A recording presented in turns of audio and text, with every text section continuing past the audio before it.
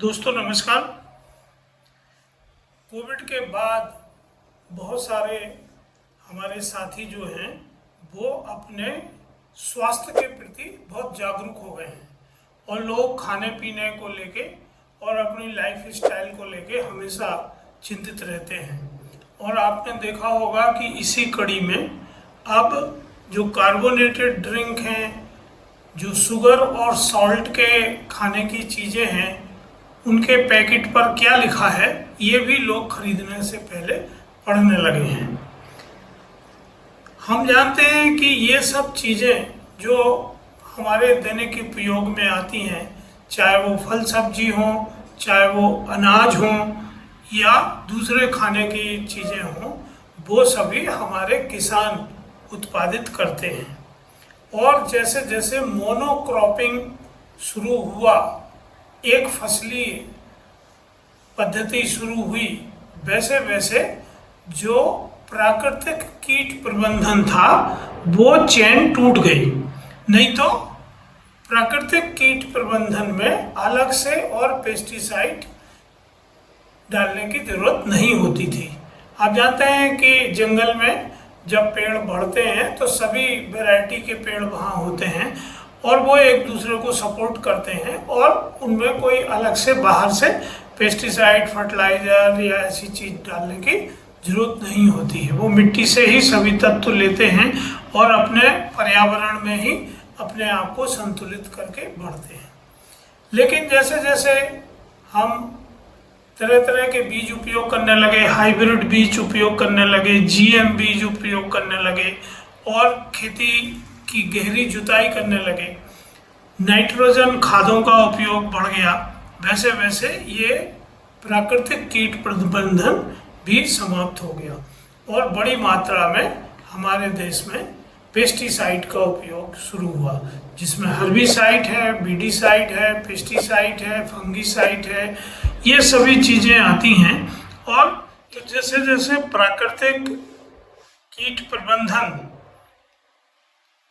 की प्रणाली नष्ट होती गई, वैसे वैसे किसानों को अपनी फसलें बचाने के लिए और कीटनाशकों का उपयोग करना पड़ा, केमिकल का उपयोग करना पड़ा। तो जब हम केमिकल का उपयोग करते हैं तो इसके साइड इफेक्ट भी होते हैं और मानव स्वास्थ्य के ऊपर इसका बहुत बुरा असर होता है।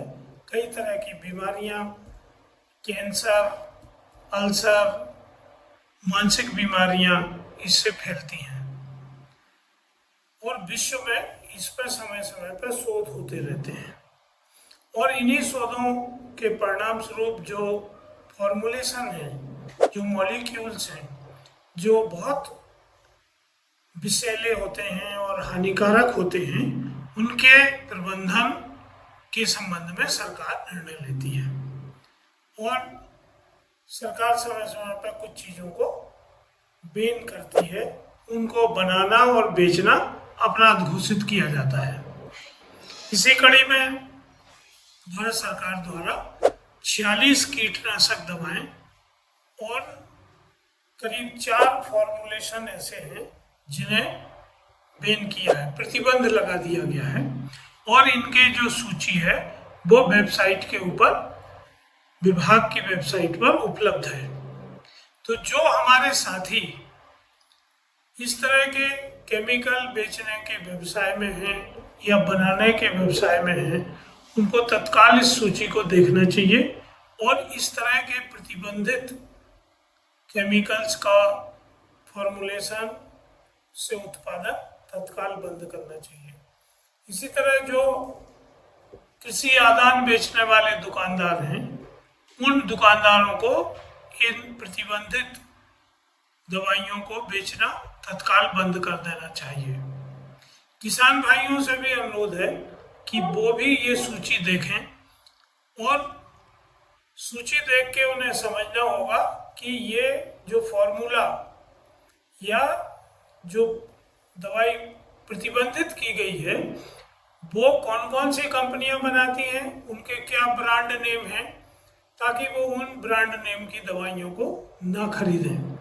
अन्यथा ऐसे व्यक्तियों के खिलाफ आपराधिक प्रकरण दर्ज हो सकता है, कार्रवाई हो सकती है। इसके जो फायदे हैं, इससे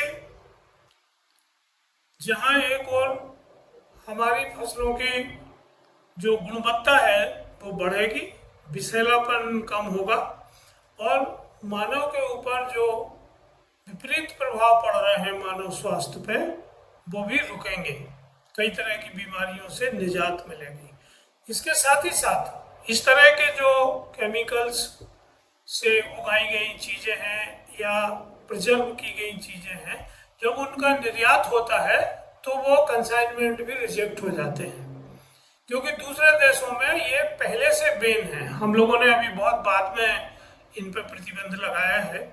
आप देख रहे होंगे कि पिछले दिनों बहुत सारे चावल के कंसाइनमेंट हैं, गेहूं के कंसाइनमेंट हैं, मसालों के कंसाइनमेंट हैं, फलों के कंसाइनमेंट हैं या अन्य खाद्य पदार्थों के कंसाइनमेंट हैं। वो इसी कारण अनेक देशों ने रिजेक्ट कर दिए, क्योंकि वो प्रतिबंधित केमिकल का उपयोग करके पैदा किए गए थे या प्रिजर्व किए गए थे।